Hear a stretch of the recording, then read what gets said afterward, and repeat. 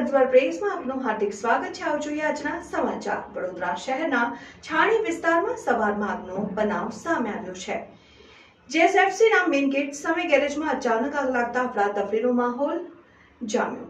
પ્રાપ્ત વિગતો અનુસાર શહેરના છાણી વિસ્તારમાં આવેલ જીએસએફસીના મુખ્ય ગેટની સામે આવેલ હિન્દુસ્તાન ગેરેજમાં અચાનક આગનો બનાવ સામે આવ્યો હતો। આ બનાવને લઈને વડોદરા ફાયર કંટ્રોલમાં કોલ મળતા તાત્કાલિક ઘટના સ્થળે ફાયર વિભાગની ટીમ પહોંચી હતી અને સાથે જીએસએફસી ફાયર વિભાગની ટીમની પણ મદદ લેવામાં આવી હતી। આગ ઉપર હાલમાં ફાયર વિભાગે સંપૂર્ણ કાબુ મેળવી લીધો છે।